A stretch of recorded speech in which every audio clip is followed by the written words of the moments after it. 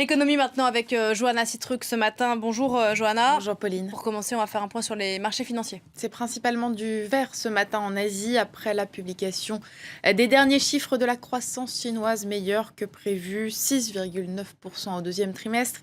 Shanghai est à moins 0,11%, Hong Kong plus 0,58%, Séoul plus 0,36%. C'est noté que ce lundi, le Nikkei à Tokyo reste fermé pour cause de jours fériés.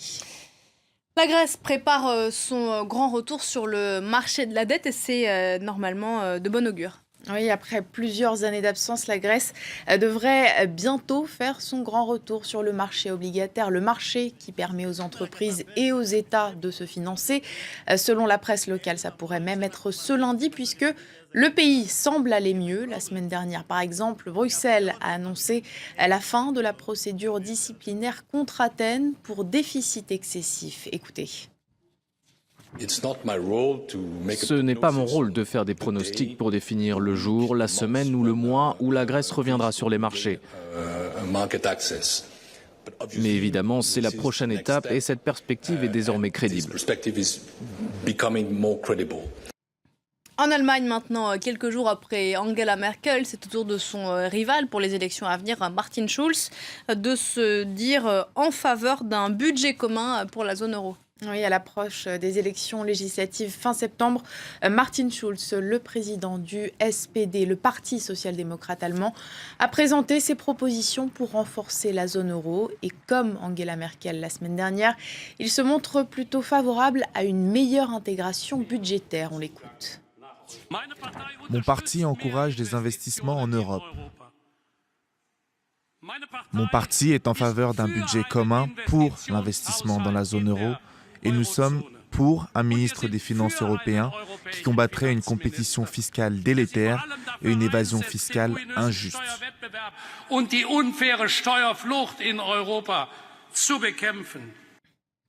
En France, c'est aujourd'hui que la justice doit commencer l'examen de la reprise de l'équipementier automobile GMS. Oui, la semaine s'annonce plutôt compliquée car la seule offre vient de GMD, le principal concurrent de GMS. Et la société propose de ne garder que 120 postes sur un total de 277. En réponse, les salariés en danger prévoient une journée d'action ce mardi.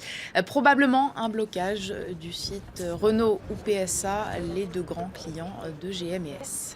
Voilà, ce sera un des dossiers sociaux probablement chauds de l'été. En Égypte maintenant, le pays s'apprête à recevoir de l'argent du FMI. Oui, c'est la deuxième tranche d'un prêt de 12 milliards de dollars. Un vaste plan d'aide approuvé en novembre 2016 par le Fonds monétaire international en échange de lourdes mesures d'austérité. En juin, par exemple, les prix du carburant ont augmenté de 50%. Les précisions de Pierre Delrieux et Sophie Alavi. Par le passé, cette rue du Caire grouillait de petits commerces. Désormais, avec la hausse d'au moins 40% des prix du carburant et de l'électricité, de nombreuses enseignes ont dû mettre la clé sous la porte. Les affaires ici sont vraiment ralenties. On ne fait aucune vente. Avant, il y avait du travail et du mouvement, mais maintenant, il n'y a plus rien. À présent, nous arrivons à peine à couvrir nos frais. Car l'augmentation des prix du carburant a entraîné une flambée des prix généralisée.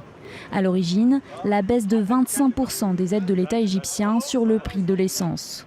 Depuis novembre dernier, le Caire a également cessé d'intervenir sur le cours de la livre égyptienne et adopté une taxe sur la valeur ajoutée. Des mesures d'austérité drastiques qui visent à réduire le déficit et se mettre ainsi en conformité avec les exigences du Fonds monétaire international. À la clé, une aide totale de 12 milliards de dollars.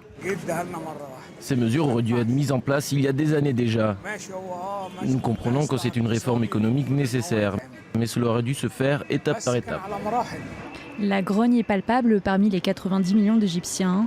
Pour contrer la colère populaire, le ministère des Finances a annoncé une augmentation des dépenses sociales, soit un budget total de plus de 4 milliards de dollars. Et puis pour terminer, Johanna, un mot d'économie du sport avec la victoire hier, on en parlait dans le journal, de Roger Federer à Wimbledon. Il a gagné un beau tournoi et beaucoup d'argent. Oui, il a gagné pas moins de 2 200 000 livres. Ça représente environ 2,5 millions d'euros. C'est pas un salaire de footballeur, mais c'est plutôt pas mal. En tout cas, ça augmente d'année en année. Lorsque le tournoi a commencé en 1968, le gagnant empochait à peine 2000 livres. Si on prend en compte l'inflation aujourd'hui, ça représenterait un petit peu moins de 15 000 livres. Merci beaucoup, Johanna. À tout à l'heure pour un nouveau point sur l'actualité économique.